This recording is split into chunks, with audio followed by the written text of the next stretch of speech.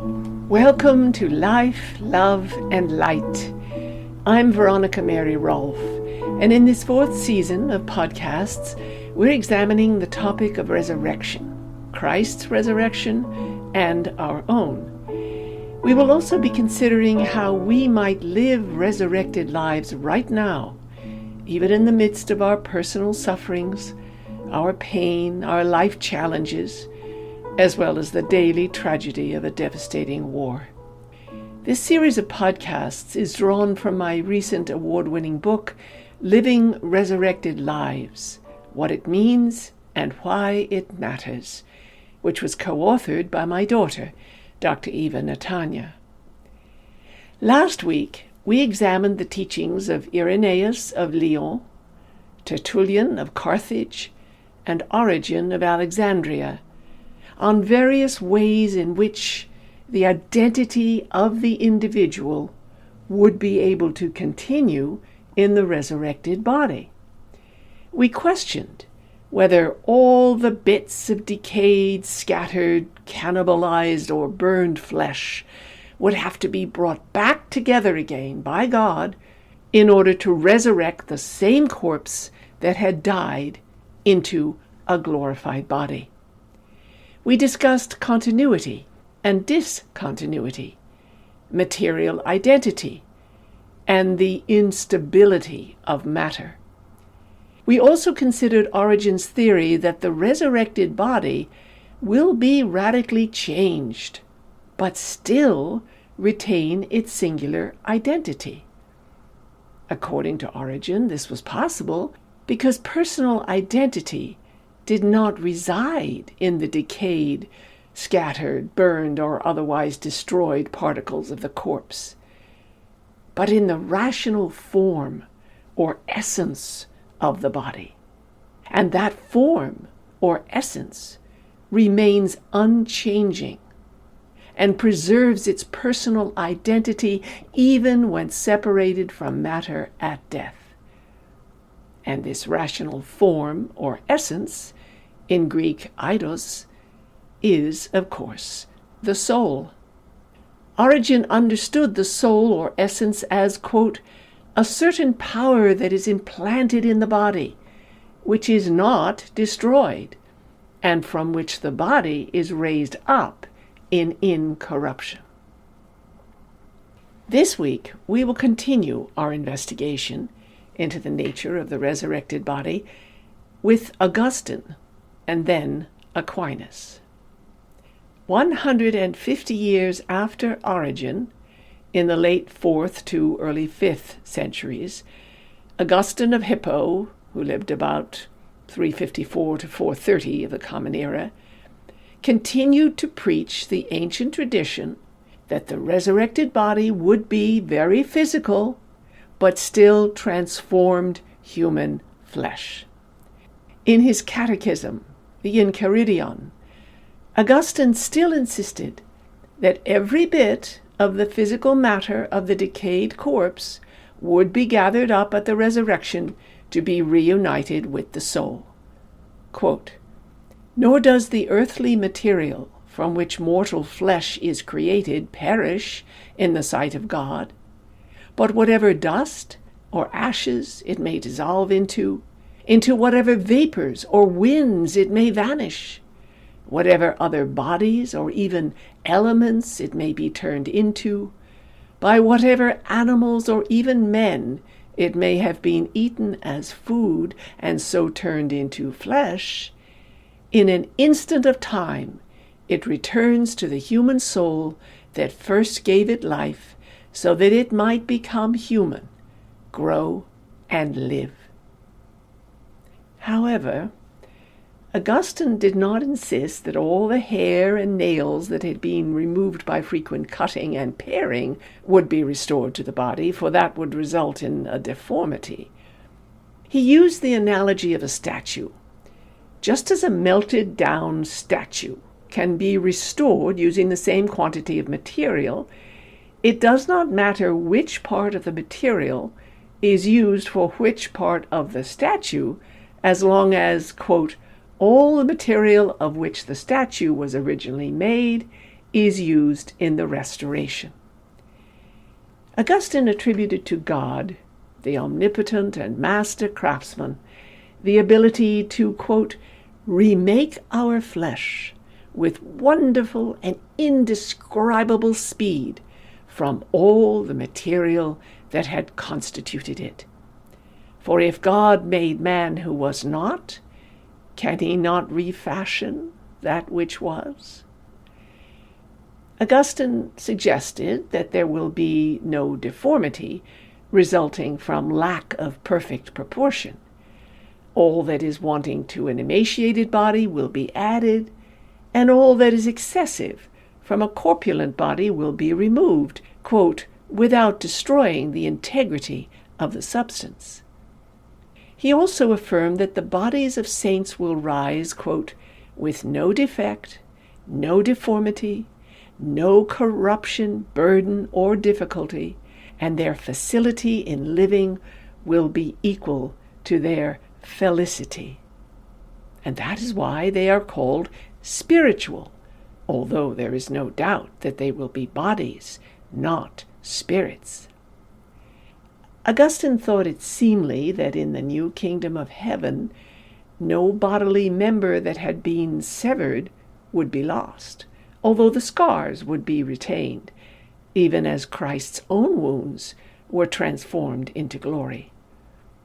And then Augustine addressed the most difficult question of all, that of cannibalism. Quote, to whom, in the resurrection, will belong the flesh of a dead man, which has become the flesh of a living man? Augustine answered, quote, that flesh, therefore, shall be restored to the man in whom it first became human flesh.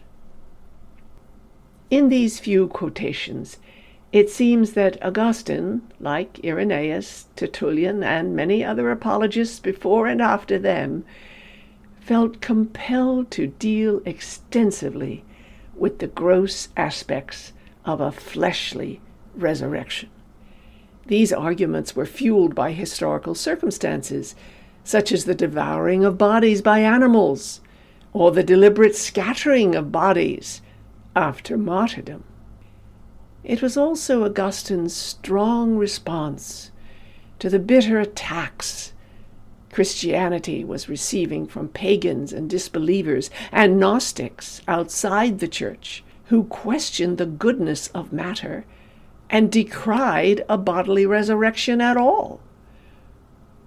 Augustine held firm that even though a corpse has been, quote, ground to powder by some severe accident, or by the ruthlessness of enemies, and though it has been so diligently scattered to the winds or into the water that there is no trace of it left, yet it shall not be beyond the omnipotence of the Creator.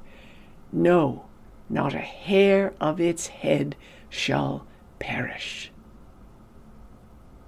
Nevertheless, Augustine warned against excessive speculation on this point. Quote, but what this spiritual body will be, and how great its grace, I fear it were but rash to pronounce, seeing that we have as yet no experience of it. Inevitably, because of the wide dissemination of Augustine's writings, his staunchly physical interpretation of Paul's spiritual body became the standard Western view of eschatology. This Augustinian doctrine of resurrection focused on final judgment and the continuity of body parts, rather than the Pauline metaphor of the seed in the ground that centered on a radical transformation.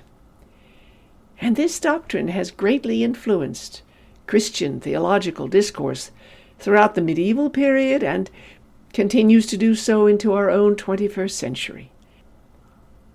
However, while some modern theologians still maintain that the corpse and the risen body must consist of the same physical matter, others hold that, quote, in order to ensure the continuity of the resurrected person with him who was alive, the identity of the substantial form, that is, the soul, is sufficient. Now, it is important to note here that church teaching does not fully endorse any one view concerning the precise nature of the link between the earthly and the risen bodies. In spite of Augustine's preoccupation with material continuity, he did follow Paul's teaching that the resurrected body would be a spiritual body, and that, quote, the flesh shall then be spiritual and subject to the spirit, but still flesh, not spirit. Near the end of The City of God, Augustine eulogized the innate beauties of the human body and tried to envision how it would be made even more magnificent by God when raised to glory. Considering the promise of resurrected life, Augustine asked, quote, when this promise is fulfilled, what will we be? What blessings shall we receive in the kingdom, since already we have received as a pledge of them Christ's dying? In what condition shall the spirit of man be when it has no longer any vice at all, when it neither yields to any, nor is in bondage to any, nor has to make war against any, but is perfected and enjoys undisturbed peace with itself? Shall it not then know all things with certainty, and without any labor or error, when unhindered and joyfully it drinks the wisdom of God at the fountainhead? What shall the body be when it is in every respect subject to the Spirit, from which it shall draw life so sufficient as to stand in need of no other nutriment? For it shall no longer be animal, but spiritual, having indeed the substance of flesh, but without any fleshly corruption. End quote. Now let's look briefly at the views of bodily resurrection and personal identity defined by Thomas Aquinas, who lived from 1225 to 1274. Aquinas was the most renowned theologian of the medieval period. He was a Dominican priest, influential teacher, preacher, and voluminous writer, also known as the angelic doctor. While he did not live to complete his consummate work, the Summa Theologica, especially the final section on resurrection, it was probably finished after Aquinas' death by his secretary, Reginald of Piperno, who worked from notes and commentaries that the angelic doctor had made on the writings of Peter Lombard, who lived from 1100 to 1160. Lombard, in turn, had borrowed heavily from Augustine to write his lengthy theological textbook called The Sentences. Thus, the tradition of teachings on bodily resurrection in the 12th and 13th centuries was directly connected to Augustine's own teachings in the 4th century and to those of the church fathers before him. As we have seen, generations of apologists had linked personal identity with the material bits of the body, but they could not explain how the unique person could survive when the body was corrupted by death and decay. There remained the fear that if all the matter of an individual corpse were not resurrected intact, the identity of the person would be irrevocably lost. So the enemy was not only death and the separation of the soul from the body, but for them it was the disgusting process of putrefaction.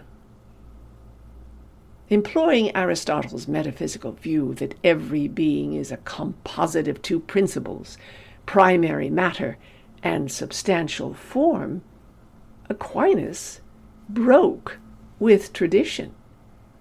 Even though the angelic doctor believed that God would reassemble all the particles of the body in resurrection, he did not ascribe personal identity to the physical matter of the body. Rather, Aquinas, like Origen, located identity in the substantial form of the body, that is, in the rational soul. It was the soul that made a being to be what it is. And this approach, by so distinguished a scholastic theologian as Aquinas, was an important breakthrough. According to Thomistic philosophy, since the soul is the seat of rationality in the human being, personal identity can never be lost. Even when the soul is separated from the material elements of the body at death, and the corpse decomposes. Quote, "Therefore, since the rational soul remains, no substantial form of the human body falls away into complete non-entity, and the variation of accidental forms does not make a difference of identity. Therefore, the self-same body will rise again, since the self-same matter is resumed."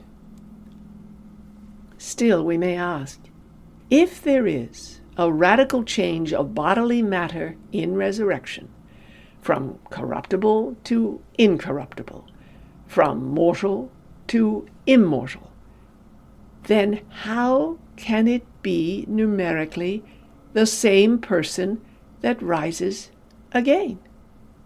For according to Aristotle, quote, "Whatsoever things are changed in the corruptible substance are not repeated identically."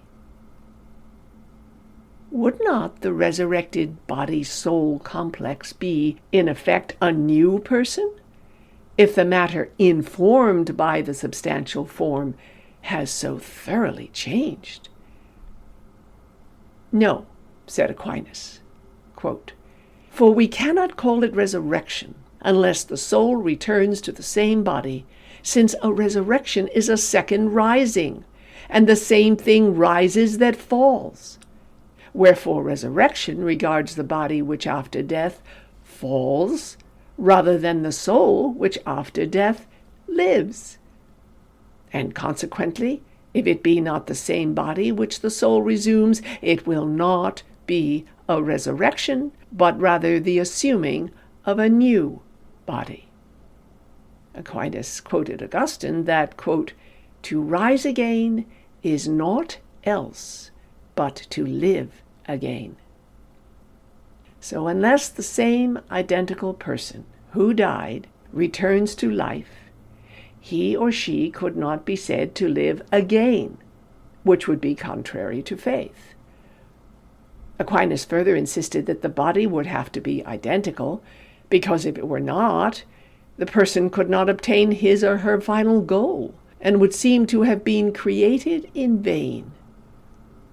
Thus he writes, quote, "It is necessary for the self-same person to rise again, and this is effected by the self-same soul being united to the self-same body."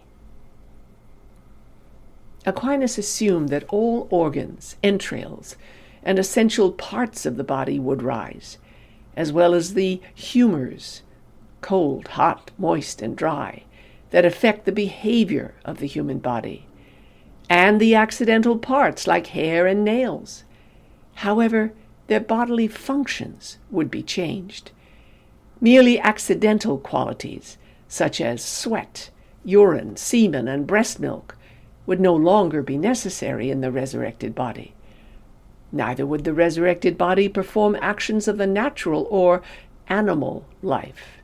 Quote, "And since to eat, drink, sleep, beget pertain to the animal life, being directed to the primary perfection of nature, it follows that they will not be in the resurrection." Aquinas also affirmed that, quote, "The soul stands in relation to the body not only as its form and end, but also as efficient cause. He compared the soul and its relationship to the body, quote, as art to a thing made of art. And whatever is shown forth explicitly in the product of art is all contained implicitly and originally in the art. In like manner, whatever appears in the parts of the body is all contained originally and in a way implicitly in the soul. Thus, for Aquinas, the body is the artistic expression of the soul. Furthermore, just as a work of art is not perfect if it lacks any of the aspects contained in the art, so, according to Aquinas, human beings cannot be made perfect unless and until, quote, the whole that is contained, enfolded in the soul, be outwardly unfolded in the body, nor would the body correspond in full proportion to the soul. Therefore, he argued, all the members that make up the human body now must be restored at the resurrection. Now, it should be mentioned that Aquinas did not consider the soul to be immortal, according to its nature in the classic Platonic sense, in which a soul was considered able to attain perfection without a body. Rather, Aquinas held that after death, God's incomparable goodness will grant the soul immortality as a supernatural gift and continue to maintain it in ongoing life. And during this interim state, when the soul or mind is temporarily separated from the body in a disembodied existence while awaiting resurrection, Aquinas argued that the soul will retain all its mental powers and functions, and thus maintain its individual identity.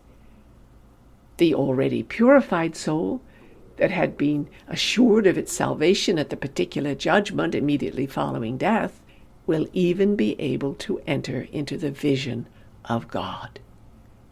Quote, for the separation of the soul from the body makes it capable of the divine vision, and it was unable to arrive at this so long as it was united to the corruptible body.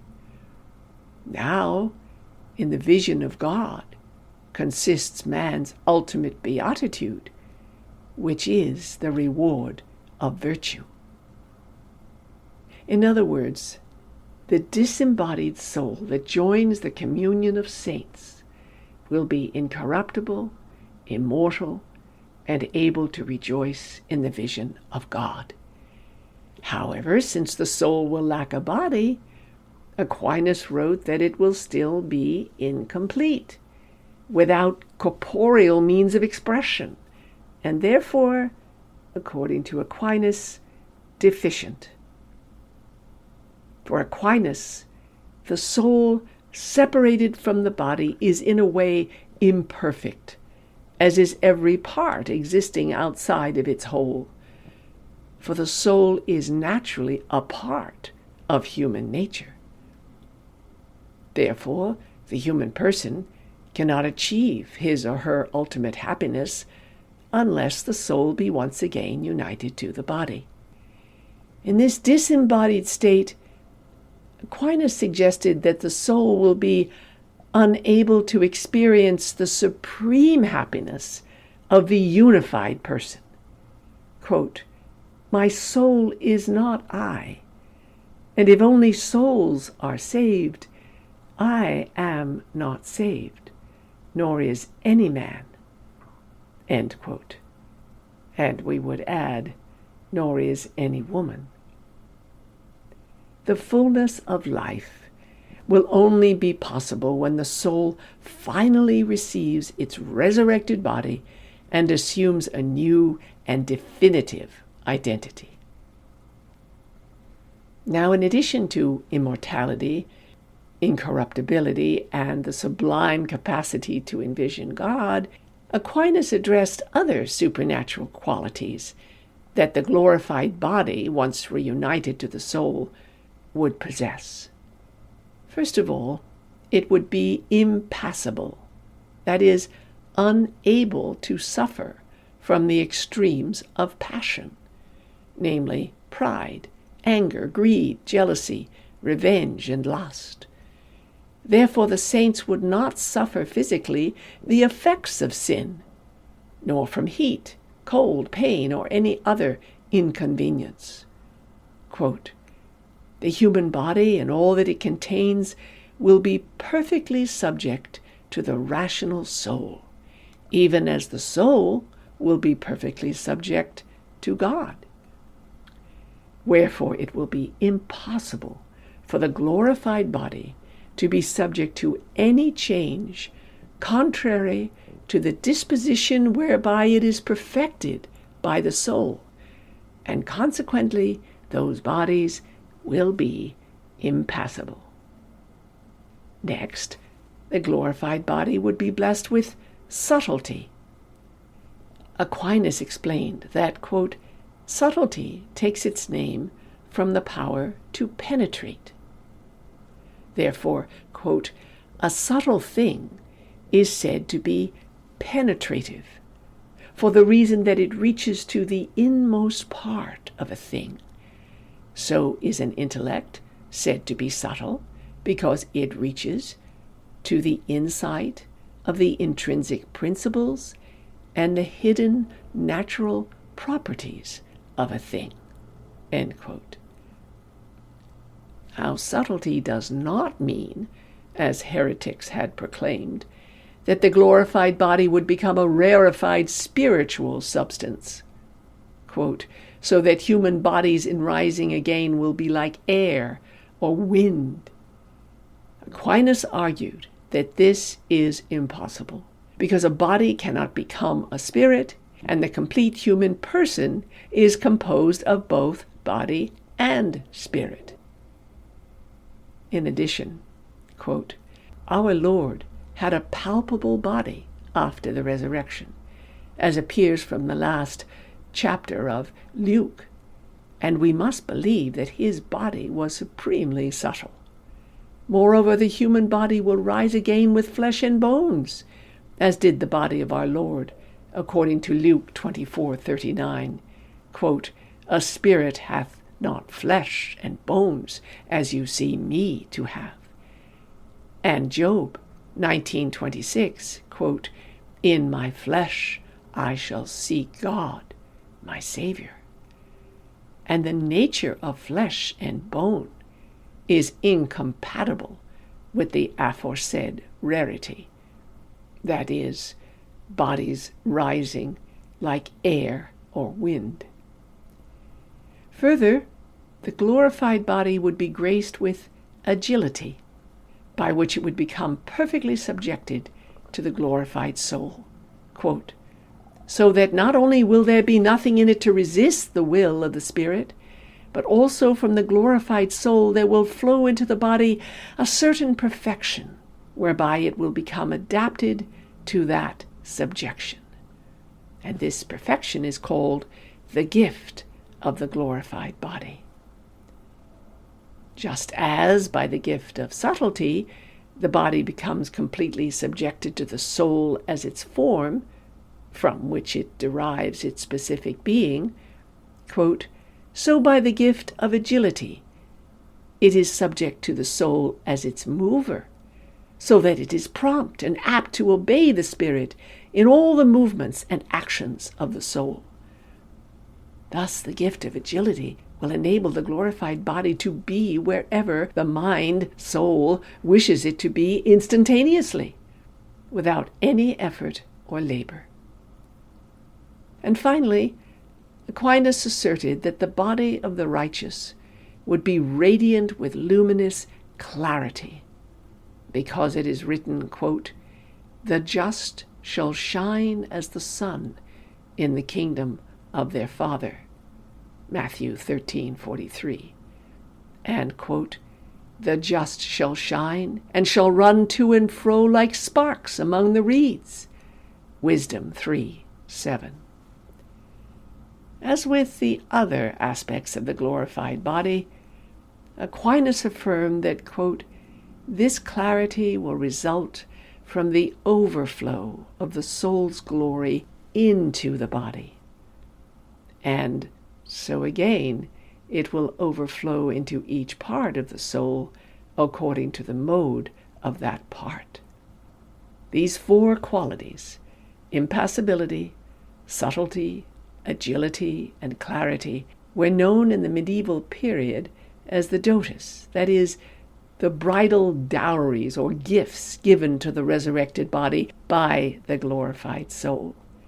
They became extremely important components of the discussion on the resurrected body throughout the ensuing centuries.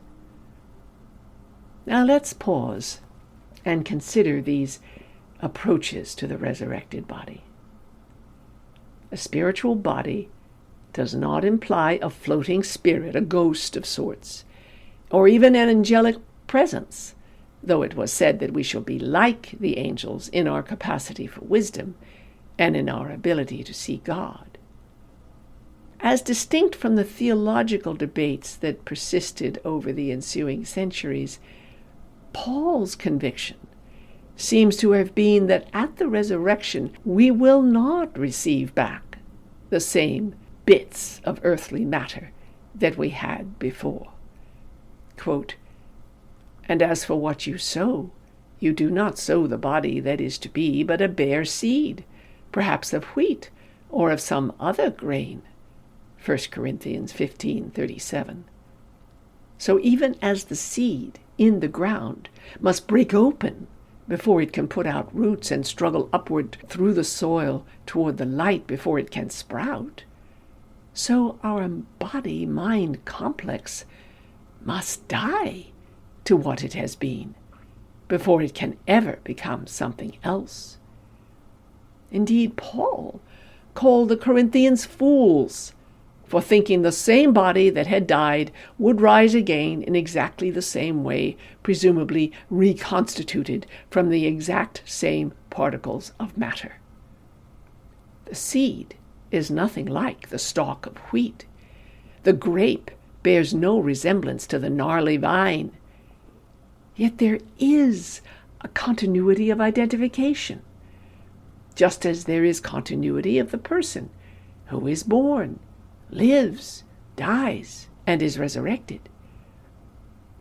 As we discussed earlier, Paul also used the analogy of the body becoming covered or clothed with a new body, inhabited by Christ's own Spirit. And as soon as we are baptized, this process of transformation begins. Quote, as many of you as were baptized into Christ have clothed yourselves with Christ. Galatians 3:27. Paul exhorted Christians to put on the Lord Jesus Christ in Romans 13:14. This putting on of Christ is a lifelong process of loving, serving, suffering, and eventually dying with Christ, so that we may be divinized by the very power of his resurrection. And we are promised that this glorious metamorphosis from one earthly kind of body to another resurrected kind of body will be part of a magnificent new creation by God. Like the evangelists, the church fathers and medieval theologians did not venture to describe what the resurrection body might actually look like. How could they? Except for a select group of apostles and early disciples, no one had seen Christ risen from the dead in a transformed body. Though Paul tried to convey what had happened on the road to Damascus, namely the life-altering experience of encountering Jesus Christ in his resurrected body, even Paul never detailed Jesus' appearance, nor did he deal apart from metaphors, with exactly how our bodies will rise and how they might appear. Why can we not envision our future existence? Perhaps our inability to conceive of a spiritual body is due not only to our difficulty in imagining life beyond death, but to our ignorance of the true nature of physical matter itself.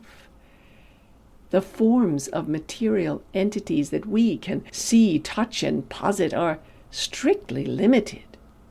We cannot directly perceive the scale of material reality that stretches from the smallest quarks to the densest black holes.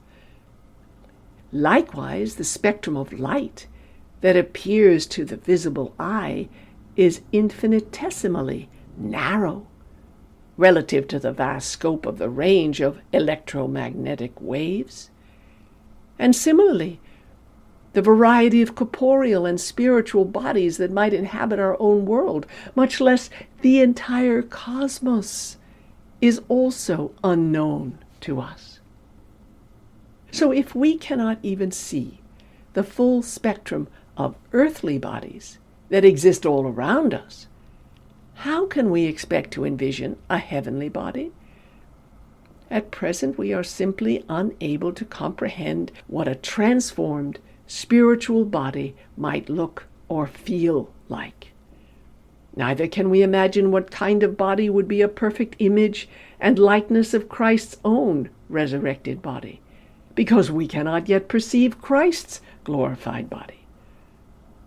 We are far from knowing the transfigured radiance of the body that awaits those who die and rise in Christ, even when we try to envision a different dimension of embodied being beyond our present powers.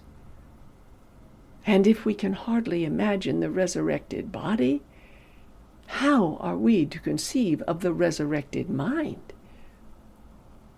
Just as we have little idea of the full potentiality of matter, so we have little idea of the true capability of mind. Again, we must first acknowledge that we are currently experiencing our physical bodies by means of minds that are fundamentally ignorant about the ultimate nature of matter. Minds that have great difficulty in reasoning without flaws, minds that are full of moral conflicts, and minds that often make choices blindly. The mind that engages with our bodily self every day, and from which our needs, cravings, and feelings arise, is not yet a perfected mind. It is a limited, suffering mind that interacts with its world through a limited, suffering body. Only as the mind becomes purified will we be able to imagine more clearly a refined type of body, a form of sanctified matter. Yet, as our minds do learn to perceive matter itself differently, we might indeed begin to anticipate what Paul termed the spiritual body. Generally speaking, church fathers, apologists, and theologians did not ask what sort of radical transformations might take place in the mind or soul as persistently as they argued about the physical matter of the resurrected body. Perhaps that is because they considered the reunification of body and soul so essential to the identity of the individual person, that they assumed that if the body was transformed by resurrection, then the mind or soul would be transformed too. The whole person would become inspirited by God. Nevertheless, it might be beneficial to explore some ways in which our resurrected mind will have to be changed. That is, we know it must become very different from the imperfect mind with which we function now. It cannot remain blind, ignorant, conflicted, burdened, and inclined to sinful thoughts if it is to enjoy the vision of God. Our limited mind must be illuminated through and through by the mind and spirit of Christ. Only a divinized mind would enable us to be fully suffused with the light of the Trinity, and thus experience ourselves in a glorified, resurrected body. Will such a resurrected mind retain continuity with the mind of the person who died? Indeed, at some level, logic demands that it must be the same mind, but, like the body, radically changed. Every aspect of our being must function differently, especially our mental capacity. There will be no obstacles to our seeing whatever God graces us to see, to hearing the words spoken from the mouth of Christ, to speaking praise of the Blessed Trinity with our whole being. Our mind will expand to contemplate reality with divine wisdom. Our love and compassion will become limitless. Our personal history, too, will be transformed.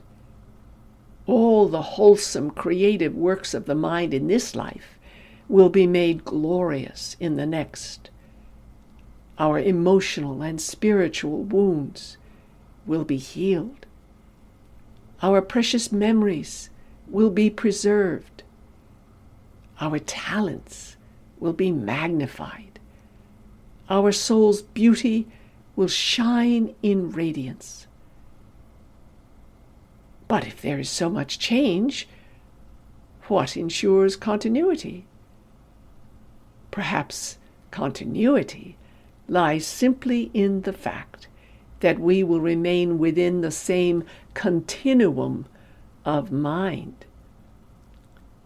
In a philosophical context, less focused on the material world and more on the indubitable experience of consciousness, it is easier to posit that the continuity of a person primarily means continuity of mind.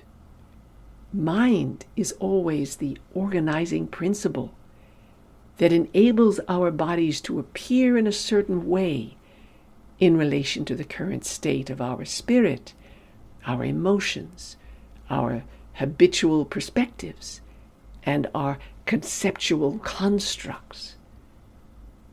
Yet insofar as the mind or soul continues beyond death and transforms beyond its current ordinary habits, the resurrected body that is accorded to it must appear as a visible, viable reflection of the purified nature of that resurrected mind, but one now freed of its limited perspectives and afflictions.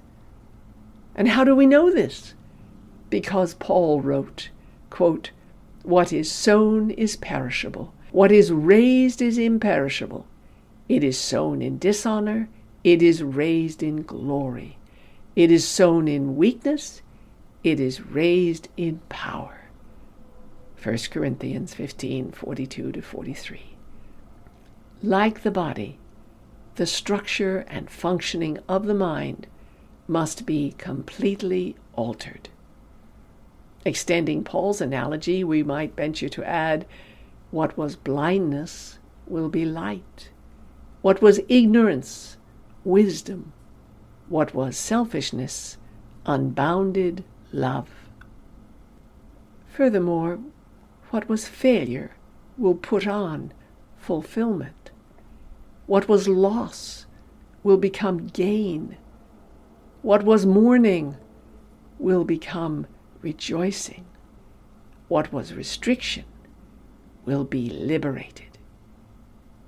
we will be the same person, but in an utterly new existence. And in this transformed spiritual mind-body, we will be able to contemplate God in Trinity. Quote, when he is revealed, we will be like him, for we will see him as he is. 1 John 3:2. In this new creation, we will experience all creation through the mind of Christ. We will exist in the divine dimension of reality, where God is all in all. As mentioned earlier, these podcasts are based on themes and chapters from my newest book, Living Resurrected Lives, What It Means and Why It Matters, co-authored with my daughter, Dr. Eva Natanya. This book won the 2021 Catholic Media Association Book Award for Contemporary Spirituality. If you would like to read and discover more and want information about purchasing Living Resurrected Lives, please visit my website, veronicamaryrolf.com. The book is available in paperback and as an ebook from the publisher Width and Stock, and also from Amazon and other bookstores worldwide. Next week, we will further explore the nature of the resurrected body as it is illuminated by wisdom. We will also continue to discuss the nature of the resurrected mind in the process of divinization. And we will consider how contemplation is the doorway into the light of a resurrected mind, even now, while still in our mortal bodies. This will be a very important podcast. Please be sure to register for notifications of these ongoing podcasts and tell your friends about them too. So until next week, I wish you all the blessings of divine life, love, and light.